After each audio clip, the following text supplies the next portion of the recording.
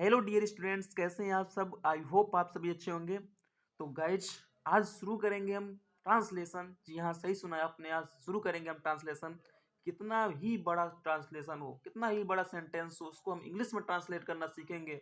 और बहुत ही अमेजिंग वे में हम बड़े से बड़े ट्रांसलेट को, बड़े से बड़े सेंटेंस को इंग्लिश में ट्रांसलेट करेंगे। तो सीखिएगा।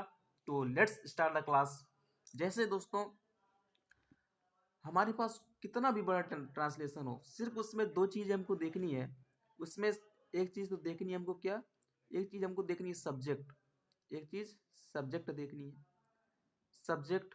और दूसरा वर्ब, सब्जेक्ट प्लस का वर्ब, सब्जेक्ट प्लस का वर्ब। और बाद में सीधे सीधे नंबरिंग करना हमको, एक दो तीन, एक दो तीन चार पाँच, इस तरह से हम नंबरिंग करते चले जाएंगे। ठीक है ना। कितना ही बड़ा ट्रांसलेशन हो, कितना ही बड़ा ट्रांसलेशन हो, उसमें सिर्फ सब्जेक्ट और वर्ब देखिएगा। आप सब्जेक्ट और वर्ब देखिएगा। और थोड़ा ट्रांसलेशन का भी ज्ञान होना चाहिए, ऐसी बात नहीं है कि उस ट्रांसलेशन में हमें ये पता होना चाहिए कि किस ट्रांसलेशन में कौन सी हेल्पिंग वर्ब आती है। तो लेट्स स्टार्ट द क्लास। अगर आपको थोड़ा बहुत भी ज्ञान होगा ना ट्रांसलेशन का, तो आपको बहुत मजा आएगा। जैसे हमारे पास कोई बड़ा ट्रांसलेशन है, जैसे कोई मतलब लिखा है कि वह वह 2 घंटे से, वह 2 घंटे से किताब किताब किताब पढ़ता है, किताब पढ़ता है।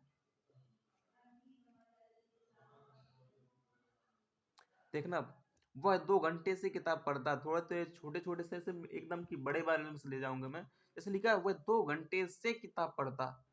तो सबसे पहले क्या ध्यान ध्यान रखना, सब्जेक्ट। सब्जेक्ट क्या है? सब्जेक्ट, फिर वर्ब, सब्जेक्ट फिर वर्ब। तो आप जानते हैं कि सब्जेक्ट को पहचानने की मैंने ट्रिक बताई थी। भाई साहब, कितना भी बड़ा ट्रांसलेशन हो, कितना भी बड़ा ट्रांसलेशन हो, क्रिया के साथ अगर, क्रिया के साथ क्रिया के साथ क्रिया के साथ कौन किसने किन्होंने का प्रश्न करते हैं। कौन किसने, कौन किसने और किन्होंने, कौन किसने और किन्होंने का प्रश्न करने पर जो उत्तर प्राप्त हो भाई साहब, वही सब्जेक्ट होगा। सबसे पहले देखेंगे कौन का प्रश्न कराएंगे। अगर कौन से नहीं आता तो इसको कैंसिल करेंगे, फिर किसने से कराएंगे। अगर किसने से नहीं आता तो किन्होंने। तीन में से आपको सब्जेक्ट जरूर मिलेगा। जैसे इसमें वह 2 घंटे से किताब पढ़ता है, तो हम सबसे पहले क्रिया देखेंगे। क्रिया क्या है? पढ़ता है। भाई साहब, क्रिया जो होती है वो होती है एक्शन, वर्ब इज एक्शन। तो वो एक्शन कर रहा है ना, पढ़ता है मतलब कोई एक्शन कर रहा है। तो ये देखिए, ये कर रहा है एक्शन। अब सबसे पहले हम इस वर्ब के साथ कौन का प्रश्न करेंगे।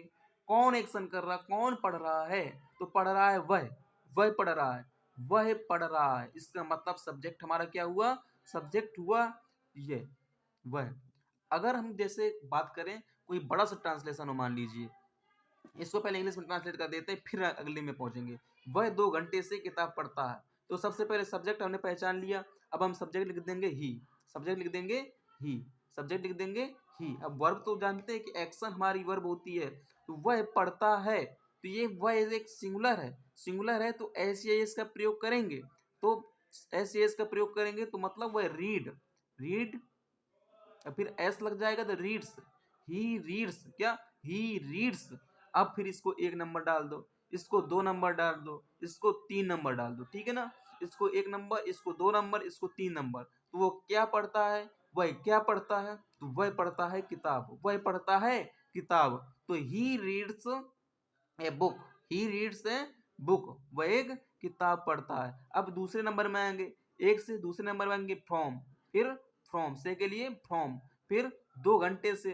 2 घंटे मतलब टू, टू, फिर o'clock, two o'clock, two o'clock. अगर सुबह शाम दिखाना हो तो 2 PM 2 AM भी कर सकते हैं, मतलब कि अगर बजे हो यहाँ पर। ठीक है ना। तो he reads a book from 2 o'clock, वह 2 बजे से किताब पढ़ता है। अब ये ना कहने लगना कि अगर समय दिया है, समय दिया है तो इस पर हैज हैव का प्रयोग करेंगे। नहीं भाई साहब, नहीं। यहाँ पर रहा है होना चाहिए, तब हम उसका प्रयोग करेंगे। ठीक है ना। He reads a book from 2 o'clock, he reads a book from 2 o'clock। ठीक है। अब देखो मैं बताता हूँ ऑब्जेक्ट कैसे पहचानते हैं, हाउ टू आइडेंटिफाई ऑब्जेक्ट। देखिएगा, वह 2 घंटे से किताब पढ़ता है, विधान गए आप। अब क्रिया के साथ कौन किसने किन्होंने का प्रश्न करने पर हमें क्या मिलता है, क्रिया के साथ कौन किसने किन्होंने का प्रश्न करने पर सब्जेक्ट मिलता है।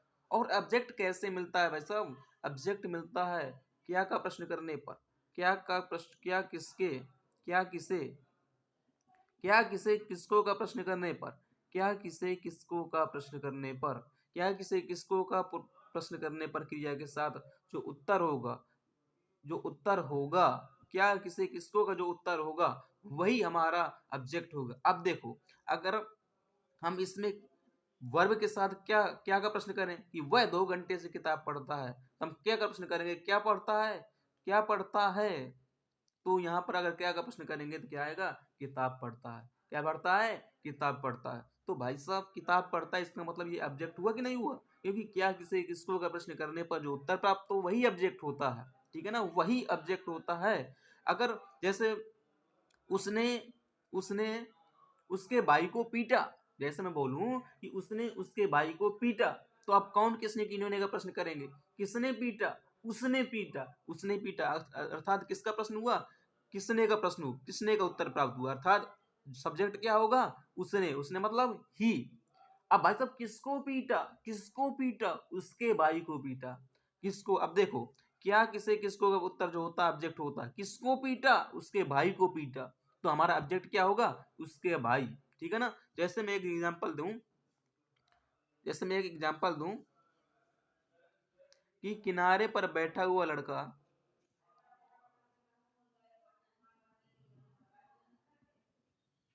किनारे पर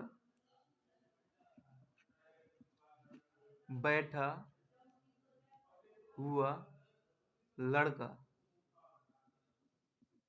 हॉकी, हॉकी अच्छी तरह खेलता है, अच्छी तरह खेलता है। समझिएगा। अब इसमें मैं बोलूँ कि सब्जेक्ट क्या है, इसमें बोलूँ अगर मैं आपसे पूछूं तो आप क्या बताएंगे इसमें सब्जेक्ट, बताइए, गेस करिए कि इसमें सब्जेक्ट क्या होगा। तो क्या है, खेलता है, खेलता है। क्रिया के साथ कौन किसने किन्होंने के उत्तर, अच्छा कौन किसने किन्होंने के उत्तर होगा वही सब्जेक्ट होगा हमारा। और क्या किसे किसको का प्रश्न करने पर जो उत्तर उत्तर होगा वही ऑब्जेक्ट होगा। तो खेलता है, कौन खेलता है भाई साहब, कौन खेलता है, लड़का, no no no no no no no, only लड़का नहीं, किनारे पर बैठा हुआ लड़का खेलता है, इसका मतलब ये पूरा का पूरा हमारा सब्जेक्ट होगा। बहुत सारे लड़के, बहुत सारे लड़के सिर्फ लड़का ही इसका सब्जेक्ट बताएंगे, नहीं भाई साहब नहीं, किनारे पर बैठा हुआ लड़का ये पूरा होगा हमारा सब्जेक्ट। अब कौन किसने किन्होंने का प्रश्न कर लिया तो हमें सब्जेक्ट आ गया। अब प्रश्न करेंगे क्या किसे किसको होगा, सबसे पहले क्या का, क्या खेलता है, हॉकी खेलता है, इसका मतलब ऑब्जेक्ट क्या हुआ हमारा, ऑब्जेक्ट हुआ हॉकी। Okay, hockey. तो आपको याद रखना है कि कितना ही बड़ा सा बड़ा ट्रांसलेशन हो हमारा, कितना ही बड़ा सा बड़ा ट्रांसलेशन हो, उसको इंग्लिश में ट्रांसलेट कैसे करते हैं बस ये ध्यान रखिएगा, सब के सब ट्रांसलेशन आपके ध्वस्त हो जाएंगे। अब देखो जैसे मैं और आगे बताऊं, जैसे हमारे पास कोई है कि उसने उसने उसने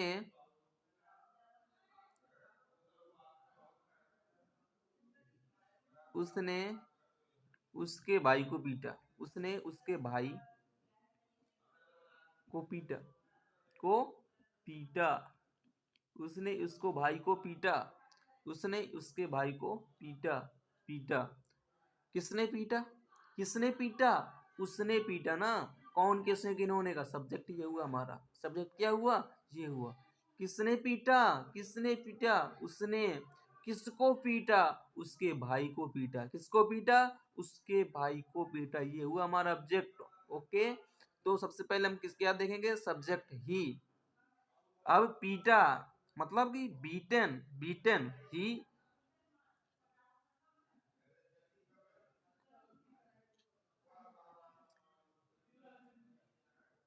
बीट, ही बीट हिज ब्रदर, उसके भाई को। ही बीट हिज ब्रदर।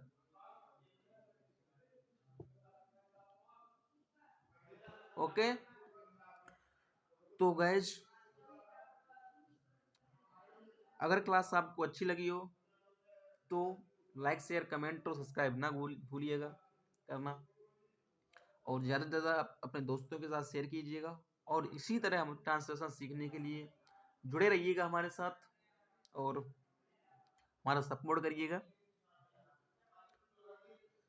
तो अगले ट्रांसलेशन में हम इस तरह के भी ट्रांसलेशन लाएंगे कि जैसे चमन्नी घिसते घिसते घिस गई, लोटा लुढ़कते लुढ़कते लुढ़क गया। इस तरह के अमेजिंग ट्रांसलेशन में आपके सामने लाता रहूँगा। बस आपको सपोर्ट करना है, साथ देना है हमारा। ठीक है, ओके, जय हिंद, गुड लक।